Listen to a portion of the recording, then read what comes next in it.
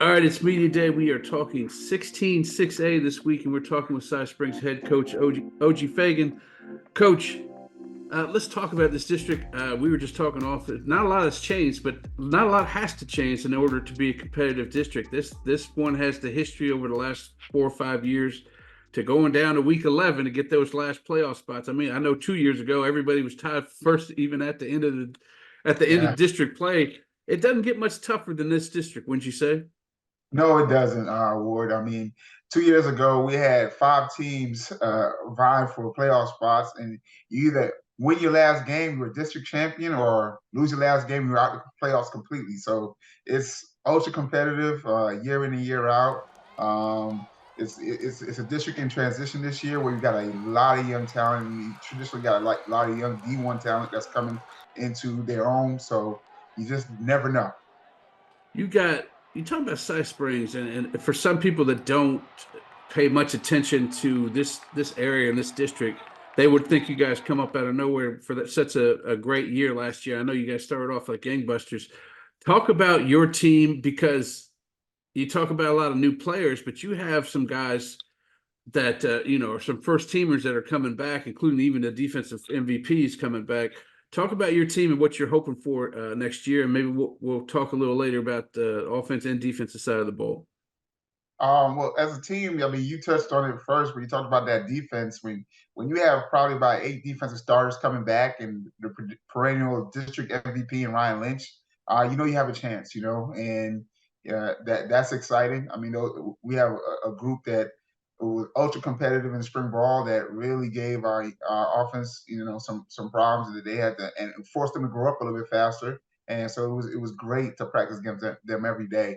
So I'm looking forward to see what they bring to the table this year. Yeah, you talk about Ryan Lynch and the rest of that defense. That's a key part right there to have the experience on the defensive side of the ball because there is some teams that have some solid guys in the trenches. I'm thinking of Bridgeland right now. They got a couple of really solid offensive linemen that are back. To be able to get around them and the kind of the savvy that Lynch has to get to the quarterback, the ball carrier, what have you. How much is that going to be key to have eight starters back in a district like this?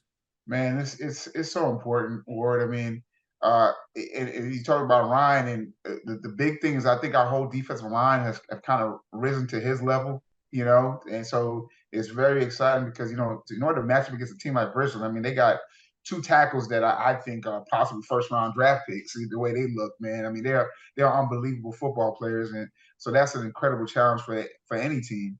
So to have guys like Ryan to give you a chance to go out and compete against those guys is so important.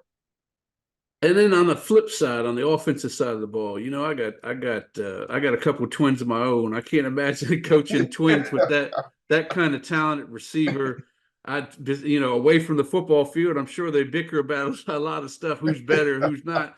But just talk about Jamana and Rashad and how they've kind of, man, put your wide receiver core on the map and are such a dangerous outfit out there. Man, I tell you, having Jamon and Rashad coming back for their senior year, a year in our system, a year in our off season, going through our off season program. Those guys have gotten probably bigger, stronger, and faster. So it's really exciting to see. And with the addition, also, Paris Melvin probably played a lot of defense for us last year. Is probably going to be utilized more on offense this year, and he's dynamic.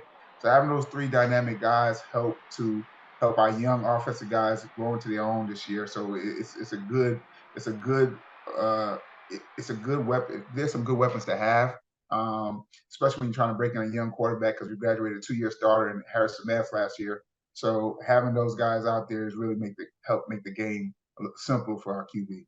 Yeah, that was gonna led me into my next question. Who do you have eyes on? Is it a job that's already been taken, or are you still competing for that quarterback job during the off season?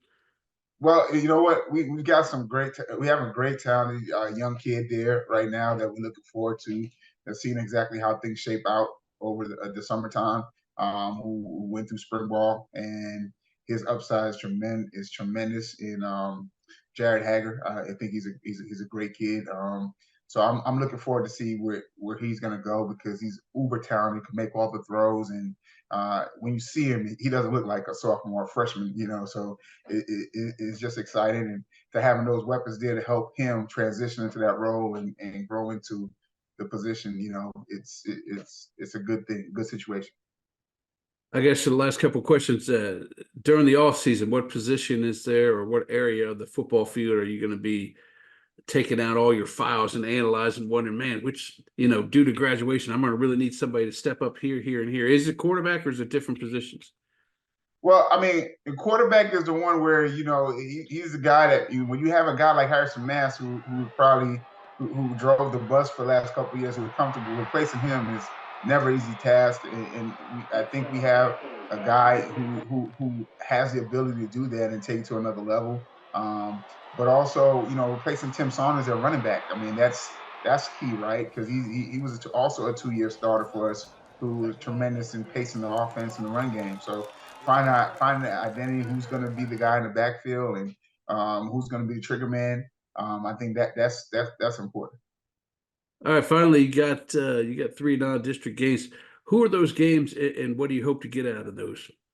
Well, we have 3 non-district games, and we play against first George Bush and Fort Bend, and then A-Leaf Taylor, and then Jersey Village. I think A-Leaf Taylor is an ultra competitive team that has talent. They have a D1 talent around, which is similar to some of the guys we see in our district.